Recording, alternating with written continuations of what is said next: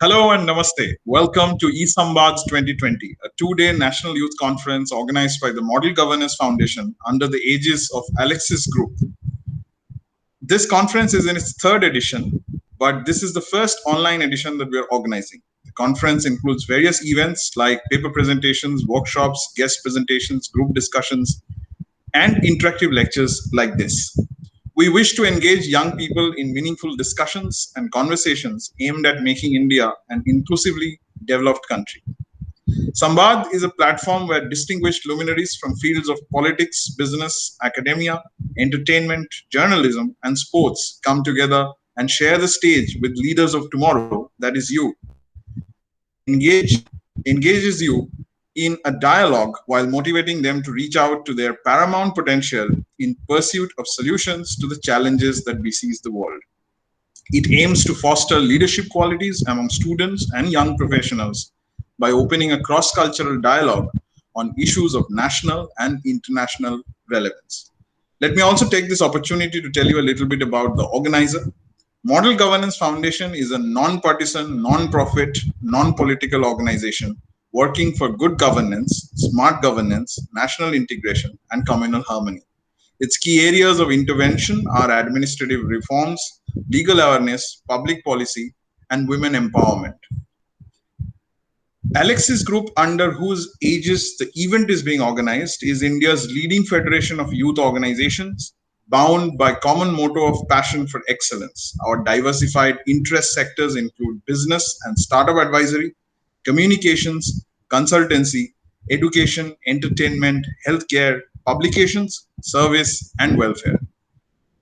Our member organizations include Alexis Society, Alexis Foundation, Model Governance Foundation, Adrit Foundation, Agrasar Foundation, and Advik Foundation. For more details, you can visit us at alexis.in, or for the Samvaad sessions, you can check out samvaad.co. Now let me introduce you to today's guest.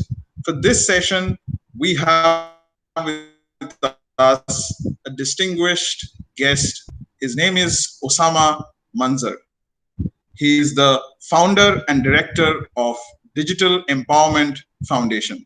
Osama is a global leader on eradicating information poverty from India and Global South using digital tools through Digital Empowerment Foundation, an organization that he co-founded in 2002.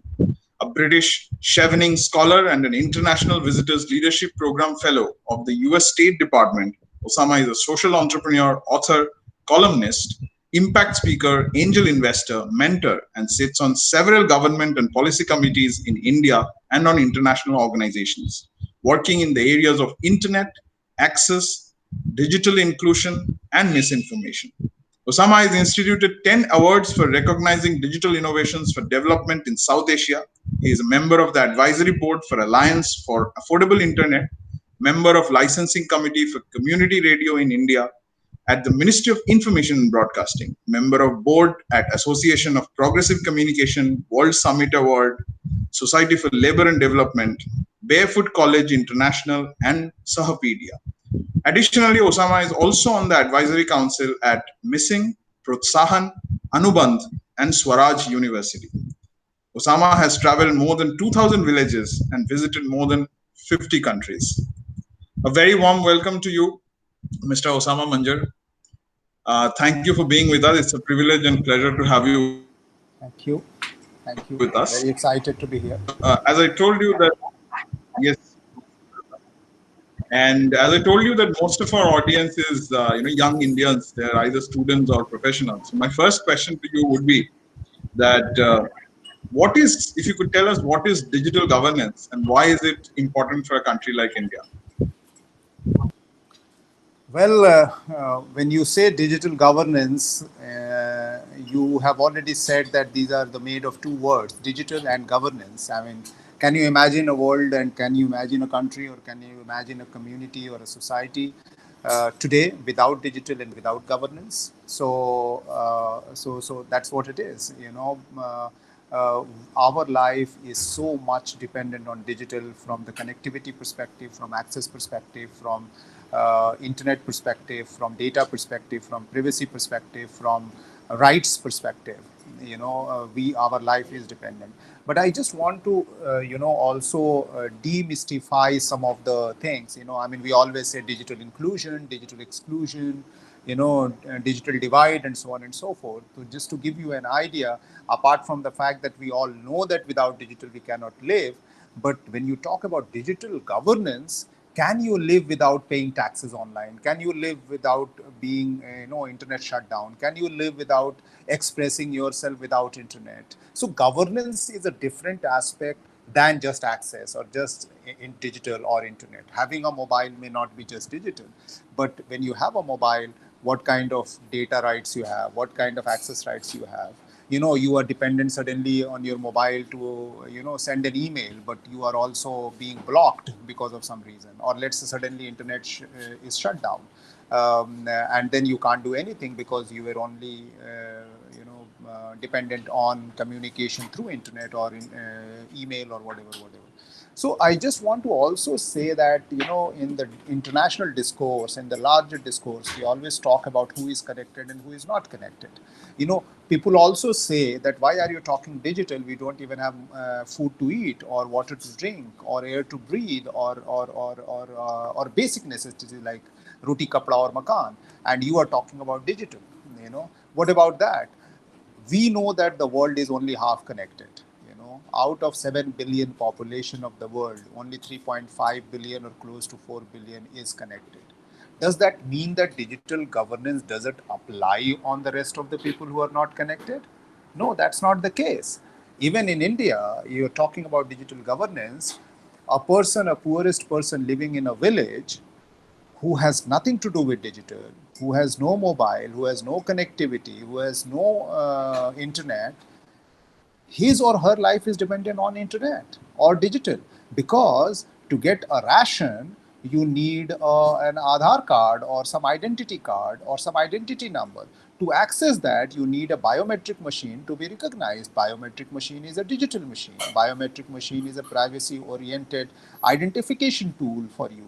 So guess what, you cannot have your ration, which is food for which you have a right, you cannot avail it if you do not have digital infrastructure or digital governance in the picture. When I say digital infrastructure, I'm talking about POS machine or a biometric machine. But when I'm talking about digital governance, I'm talking about, does government have a rule regulation that if you want a person to go to a biometric machine to be identified, if it is not working, do you have some alternative methodology to avail your ration or not? So that is where digital governance comes. The governance comes into digital infrastructure. So these are small examples. For example, at the current times, Arogya Soti was advised to be mandatory in the beginning, but then people are saying that you are taking my data. What is the rule regulation? What is the governance structure around data capturing? So it becomes a matter of everybody's or all the citizens. So this is how digital governance matter. For example, we know that our life is dependent on digital connectivity, internet and access and bandwidth and all that. You start shouting as soon as the internet is down, internet is shut down. So internet shutdown today is no less than 144, lockdown, or for that matter, a curfew. Because once the internet is down, internet is shut down, you can't communicate, you can't send email, you can't SMS, or you can't send messages, you can't receive messages. The district magistrate or a government themselves, they can't do many things. You cannot make a call and get an ambulance for which you are dependent for any emergency or anything. I mean, so literally our life is totally intertwined and integrated with digital, and the governance is an extension of that entire infrastructure or entire gamut of ecosystem that the government creates to avail those connectivity. So digital without governance is like having a body without hand and legs and ears and eyes. But when you have all this, then you also have governance. How do you use your eyes? How do you use your nose? How do you use your lips? Are you abusing all the time by your lips? Your body is an internet. Your eyes and this are like are they functioning or not functioning? Are you allowed to walk into some area, or you are only walking into the area of creating noise or creating ruckus? So it's very interesting that internet and digital is an embodiment of enablement, but the governance of this body and the embodiment is extremely important. Yeah, so I think, as you said, the governance and empowerment are two different things. And when it comes to the body side of the things, your organization have done a lot in that segment for the past more than a decade. So I'd like to know from you that what kind of projects that you have done on the ground to empower people, and not necessarily just from a governance angle, but you have actually helped those policies getting implemented on the ground, or actually building an alternate system that works in situations where they don't have access, real access. So tell us the story and give us some interesting examples that you have tried out. So, I mean, there are lots of stories. I'm sure you must have heard about us. You have, seen us talking. You have seen our case studies and all that. But just for the sake of those people who are going to listen to this talk and in Samvad, Digital Empowerment Foundation is a 2-decade-old organization, almost touching 2 decades. Is works on a very basic principle, which is empowering people at the edge of information. Okay, so that's like a tagline of DEF. What does that mean?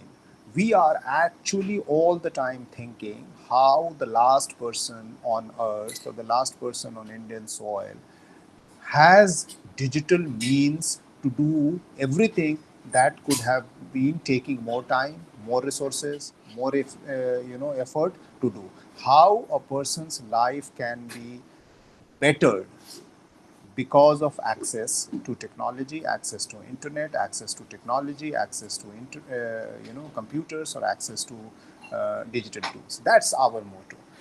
And we feel that once you have that access, you have then have a ability or empowerment to exercise access to information, and also ability to produce information. So you are not only a TV channel based information consumer, but when you internet connected or mobile connected or digital connected, you also have an ability to also voice your requirement. So that's the difference between the TV and the internet, or the screen or connectivity with TV, because TV is like a one side is speaking all the time and you are consuming information. There are many ways that we had have a consumption of information, but internet and digital connectivity allows you to do two-way process of information. You are not only a consumer. So therefore, your role in governance, your role in empowerment, your role in selling the product, your role in economic empowerment, your role of everything enhances multifold. You know, that's what we do. And then there are a lot of stories that we have, like typical tribal area do not have connectivity, but we have built Wi-Fi connectivity there. Hundreds of kilometers we have done hop-based Wi-Fi connectivity using free spectrum or unlicensed spectrum. Those were some of the innovations. We also have this motto that India has 722 districts, out of which more than 300 are backward, which actually translates into about 3,000 blocks or taluks, or whatever you call it. And then that translates to about 100,000 panchayats. So our life motto is that how we can create digital infrastructure, digital resource center in all these districts, in all these blocks, and in all these panchayats. We have done about 700 plus. Our motto is to reach 3,000 or even 5,000 or even 100,000 panchayat in the next few years. And the third thing that, what we do is that we have 10,000 digital foot soldiers. We have 700 plus centers, digital infrastructure centers with broadband and everything, where villagers can come and sit and avail anything of the world that they want, from watching TV to watching video to accessing internet to doing email to playing games to getting digitally literate or skilled or selling products and anything they literally, or do telemedicine or whatever. But these 10,000 foot soldiers is spread across about 130 districts and about 700 location in 25 states. Our motto is that can we create 100,000 digital foot soldiers at a panchayat level? So I would like to work with you people and your brigade of youth कि आप गांव से निकालो and we will train them and they will become an independent digital entrepreneurs at the age of 20, 21, 18 and 23, and they are actually socially conscious, constitutionally empowered, democratic conscience, and they work for the development of that area with the digital tools. You know, क्योंकि आपको भी पता है कि there is a lot of problem of misinformation and fake news. Can we involve the youth? Can we involve youth to actually take responsibility to fight fake news, misinformation? This is what we are doing. We are training hundreds and thousands of youth in the villages to fight misinformation. They are becoming fact checkers. They are becoming, they say don't forward. They say don't share. Have you heard of anybody not sharing or not forwarding? No, I mean, but we are working with them. So we create digital entrepreneurs at a grassroots level. We create digital infrastructure at a grassroots level. We create digital entrepreneurship at a grassroots level. We create misinformation and fact news fighters at a grassroots level. And all this, we don't pay even a single penny to them, but we enable them in such a way that they can earn their own money. We enable this entire situation in such a way that even during the COVID time, while everything is shut down, we are operational. Those entrepreneurs are distributing food door to door, distributing banking money door to door, distributing opportunity day to door, helping local girls to become mask producers, rather than just mask users. So all those things are happening. I mean, I can go on and on. We have created smart Yeah. villages. So yeah. Right. So, I mean, I have definitely. So, one thing that I've always wondered is that India is such a large country, and we have so many people, and then again we have a federal structure where every state has different sectors under their purview, and sort of sometimes when I feel that a policy is being made at a central level, how do they actually get implemented at ground level? And in those scenarios, organizations like you who are actually trying to do that, what would you say your biggest challenges are? And if you have been able to solve some of them, could you give like one example on how exactly have you been able to solve it? So, what you said, I would like to simplify by saying that government makes rules, government makes laws, government makes schemes, government makes rights, government makes opportunities. Do we really know that they have made it? Do you even know? I mean, every scheme that is launched today, every rule that is made today, does not even information travel. It just doesn't travel to the last person on the ground. You know, when it travels with misinformation. It travels with confused information. For example, all the migrants when they went to the village, people said that you are corona. Why? Because you are not well informed, you are not well educated, you are not conscious, or you are not aware. You know, government has told that you have a house scheme that you can avail at this your for building houses, or for that matter you have a right to ration, for that matter you have a right to pension, for that matter you have a right to this. So we have very basic right to information, right to food, right to education, right to freedom of expression. Do we really know that we have this right? Because what we have lived is, number one, not knowing what is my right. Second, not knowing what is my privileges, not knowing what is my schemes, not knowing what government is made for, not knowing what local police station is meant to, not knowing what is my legal or law empowerment, rights.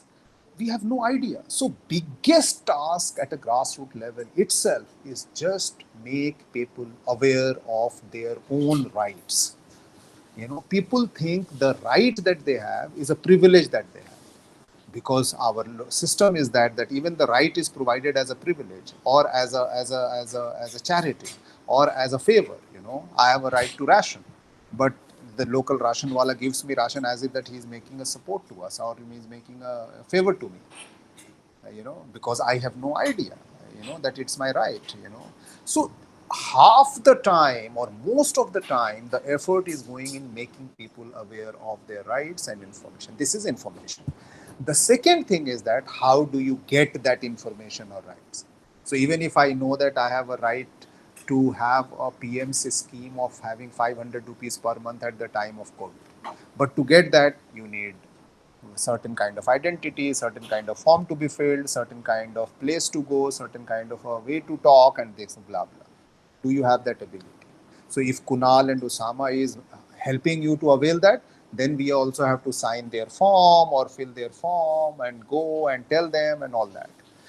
90% of the village level banking people, I mean, people who do banking, they do not have a way how to access their bank account. It is the banking correspondent who accesses their bank account. Banking correspondent knows about their bank account more than they themselves know about their bank account. So there is a huge gap of information awareness, literacy and education at a grassroots level.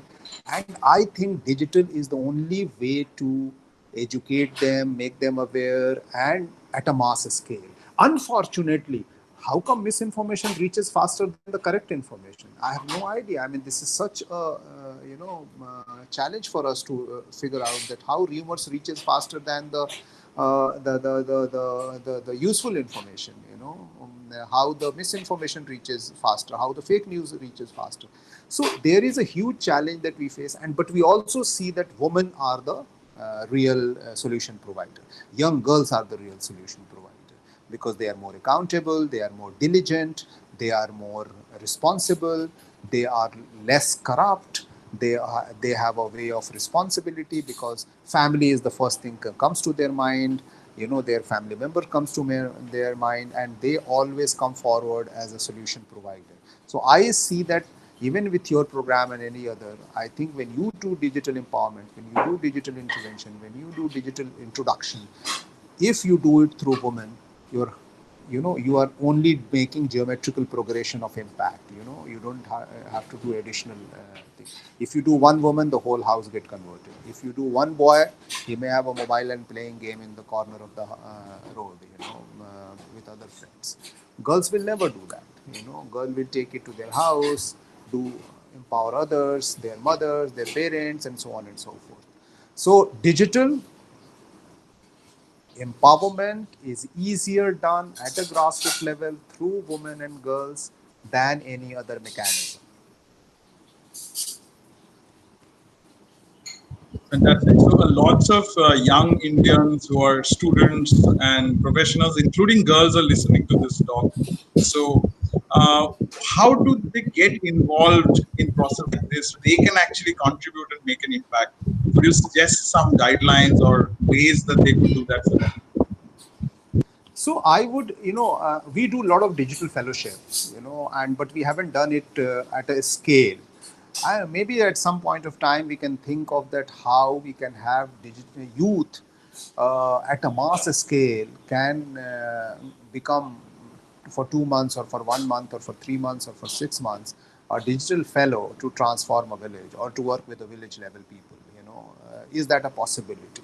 Because there is two advantage in this. If a very educated youth with digital empowerment becomes a fellow, digital fellow, to work at a village level, then you have two advantages. One is that being educated youth, you know what your villages are, what your country is, and what your grassroots issues are.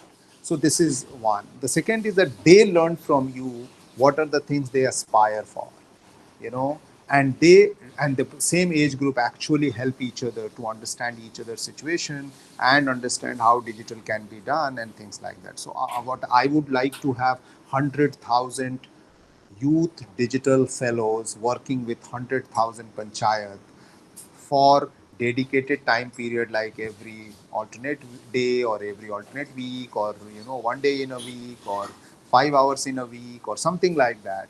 And you actually ensure that you are connected digitally through the youth of let's say one panchayat. So you take it like the way member of parliament adopt one village or one panchayat or something, or one constituency. This youth actually adopts, and we have a program like that. We have a program called Goal, going online as leaders, which is for tribal girls. And you know what we do?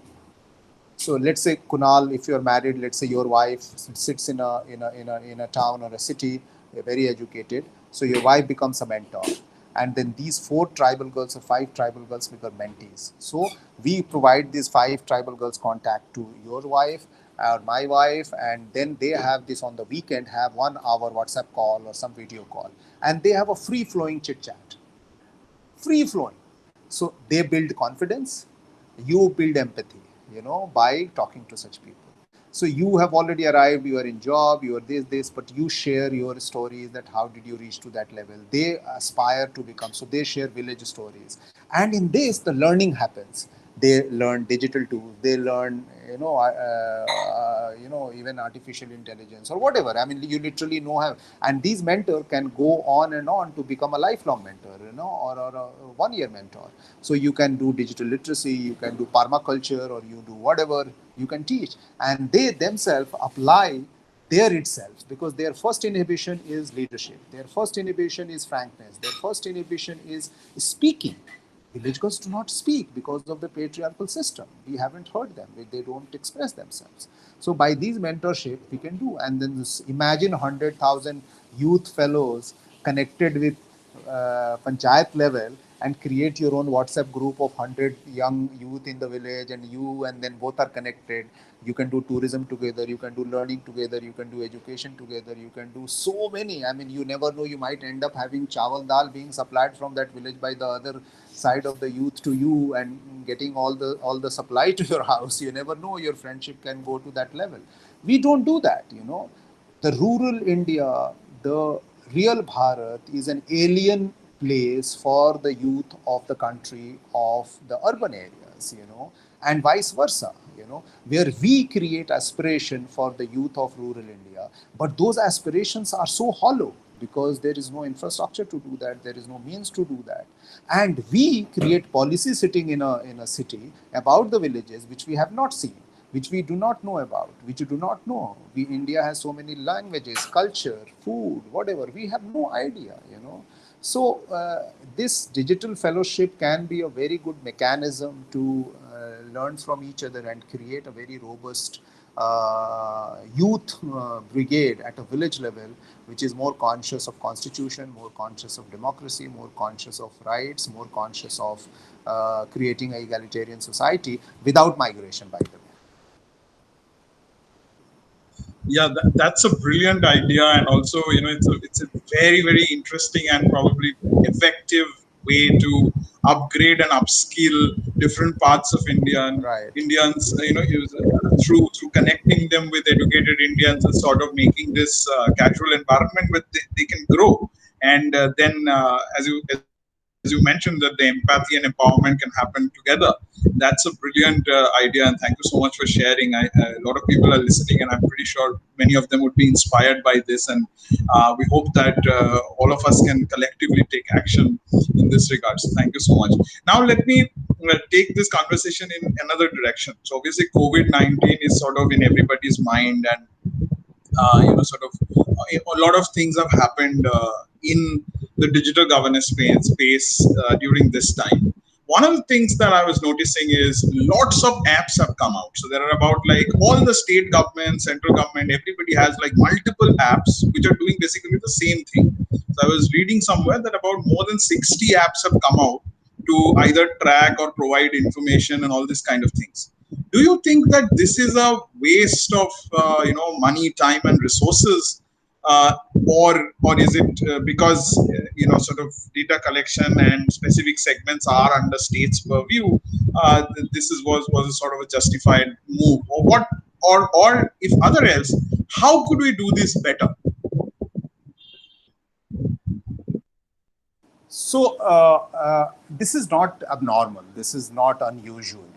I have worked in this digital space. We know we have several awards that we give, and we know that you must have heard of NIC, National Informatics Center, owned by government, whose whole responsibility is to digitally enable district level, state level, and central level. You know, so they have NIC at a central level, then they have NIC at a state level, then they have NIC at a district level. The district level NIC reports to the district collector.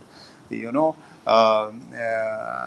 and they have CIO kind of post also, like Chief Information Officer kind of post also. What they do actually, in coordination with the local government, create digital solutions for efficiency. It could be governance related, it could be ration distribution related, it could be ERP, it could be, you know, digital panchayat, it could be whatever, it could be just anything. But do you know that NIC develops district level solution? Every district, when changes, the new district collector comes, they have a new application developed.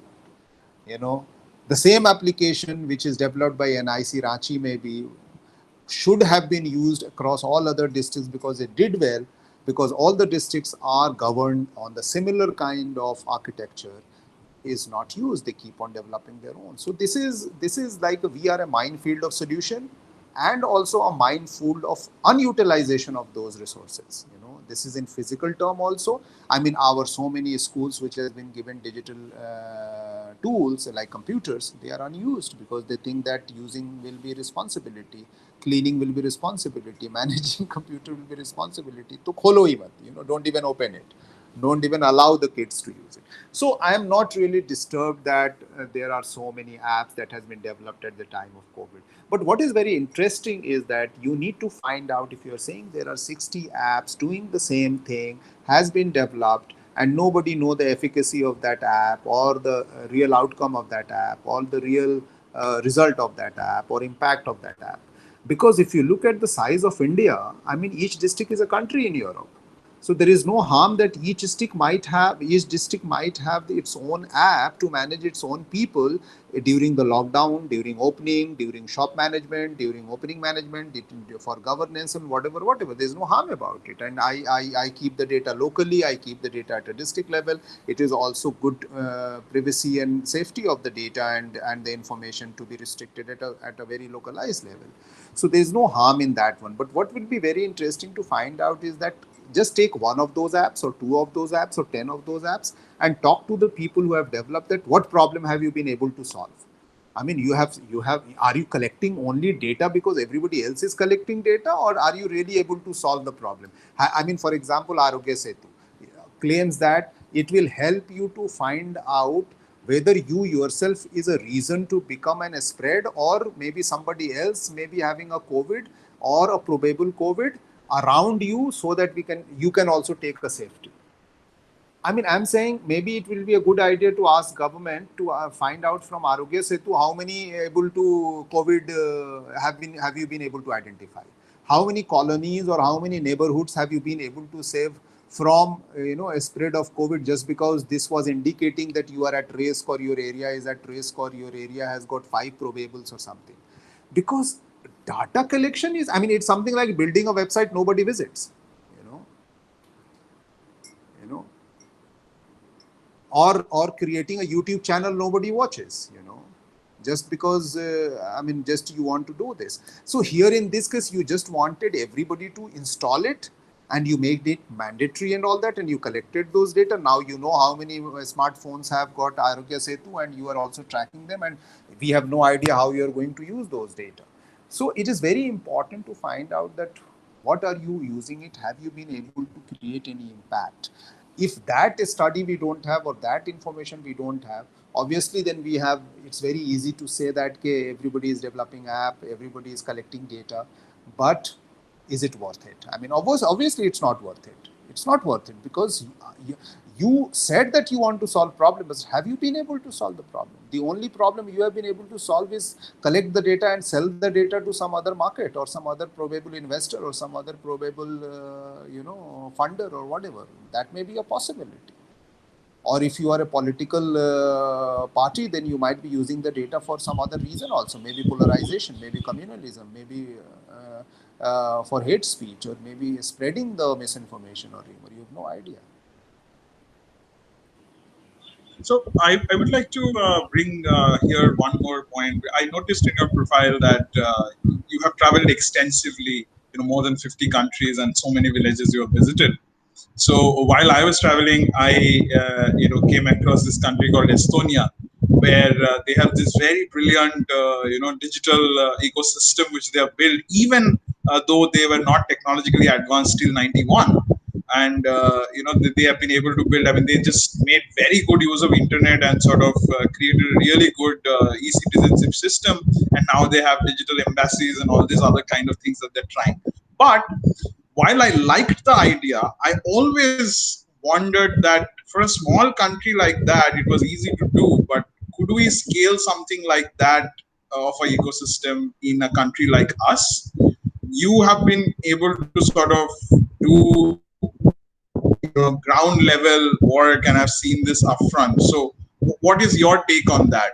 Like could we build a centrally robust last mile delivery platforms and systems that really works for us? So, Kunal, you know what? I'm glad that you gave the example of Estonia. I have been to Estonia. I have been to the Parliament of Estonia and met parliamentarians who use only digital tools. It's a non-paper office or a non-paper parliament and all that. But you know what? It's not a question on digital. It's a question on policy. It's a question on decision making. It's something like we may have more digital than even Estonia, but it's something like you have made the entire office Wi-Fi or entire office digital, but as a boss, you still ask for a printout, you know, or you have created a whole infrastructure at a country level for accepting digital signature. But every time you ask for due diligence for all the papers, you say, "Mujhe to print hi chahiye." So it's something like, so it's like that. I mean, so then how do you function? How do you imbibe technology? How do you imbibe the efficiency because of the technology? Is an attitude, it is an approach, it is decision making, it is habitual, it's a habit transformation. That's very, very important. I mean, for example, now, mask has now become a new helmet. Whenever you see police, you put helmet. So is helmet is saving for your life or for saving yourself from challan? So that's the point. The point is that we have more digital infrastructure than even Estonia, of course. And by the way, don't talk about a scaling of Estonia model, because we don't need to scale up, because we as a country is structured at a district level, at a panchayat level, at a taluk level, at a state level. Our federal structure and the entire country's structure is such that our Estonia is a panchayat or our Estonia is a district. So why can't you run a whole district on an independent system, independent, individualized system, which is back-end wise connected to the national system or a state system, because in any case you have created district collector, you have created for revenue collection, you have created for administration, you have created for local panchayat level tax collection also, you have a district level tax collection also, you have village level tax collection also. You have all this system in place. I mean, Estonia may be a country. We have several countries within our own country. I mean, we have 250,000 countries within one country. If you say that Gandhi ji ka panchayat level ka jo Gram Swaraj ka agar philosophy lo, so each panchayat is an independent unit of self-governance, self-administration, self-competence, and self-sustainability and self-economic structure.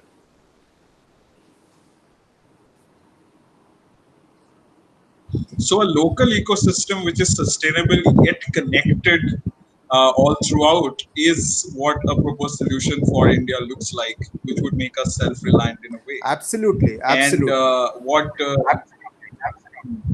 and from the discussion, what I got to know also that awareness and education is and sort of in a way imbibing that culture of embracing technology as an enabler is something that we need to build for our sort of audience and for our members. So is there any suggestions that you would like to give in that front, like how do we actually like don't take a printout, actually do it digitally? So how do we build that culture in a country where you are already saying that there is a lot of gap in terms of the awareness itself?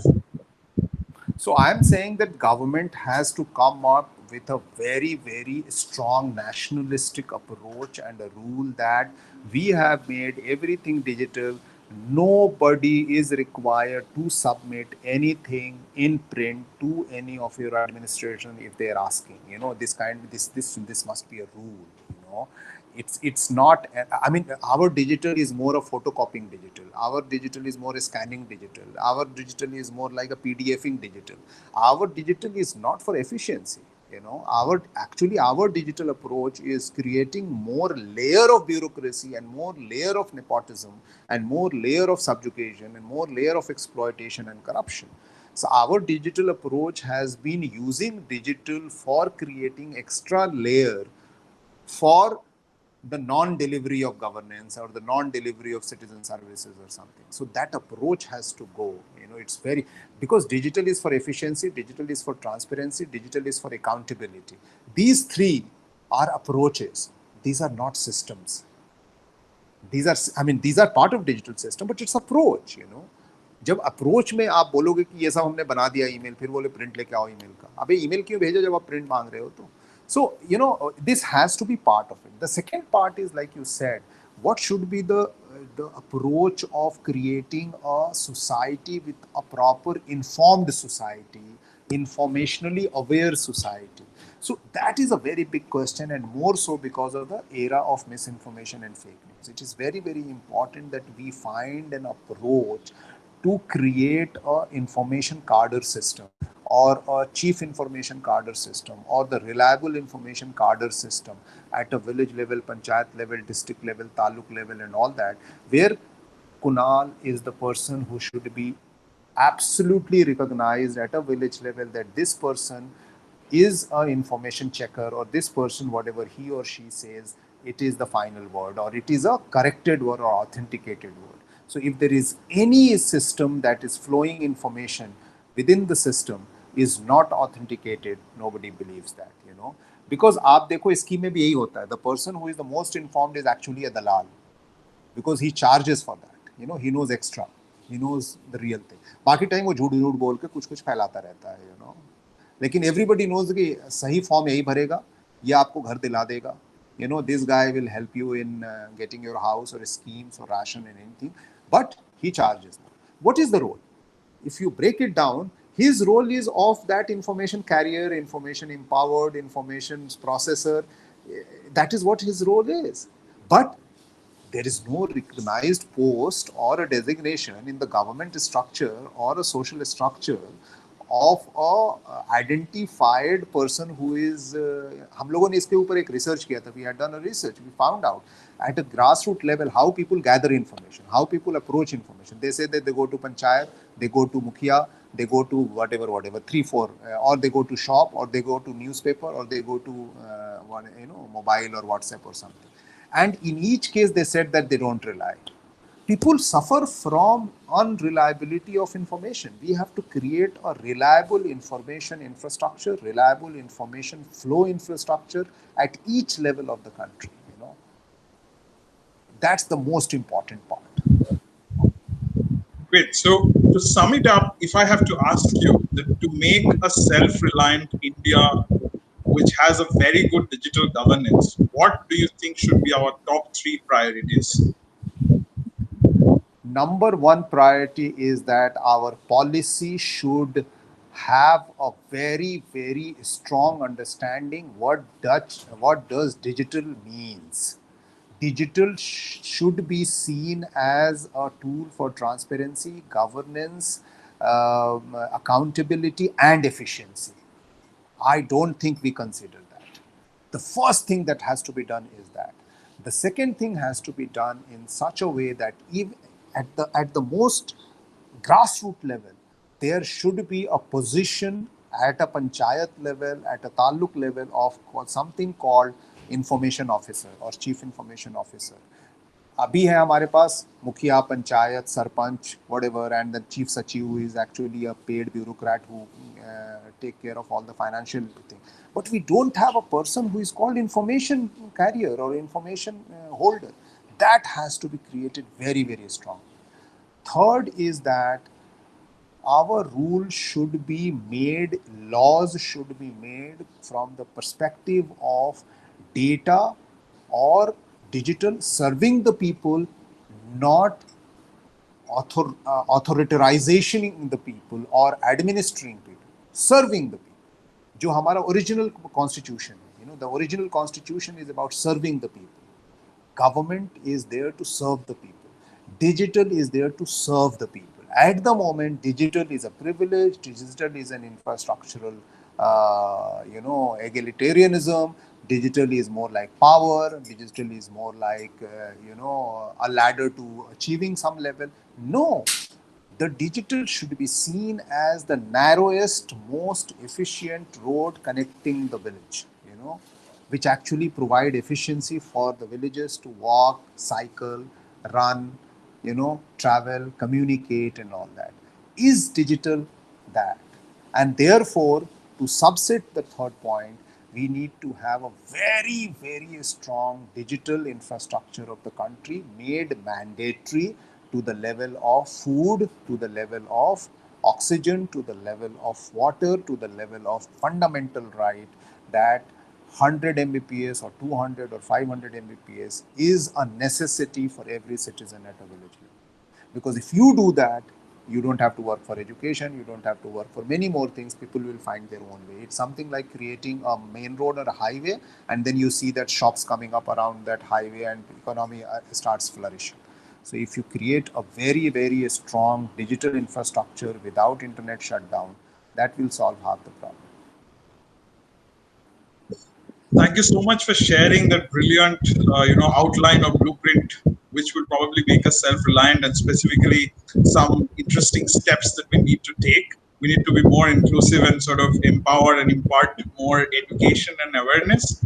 At the same time, this should become a fundamental priority and not anything else. Thank you so much for joining with us, Mr. Osama Manzar.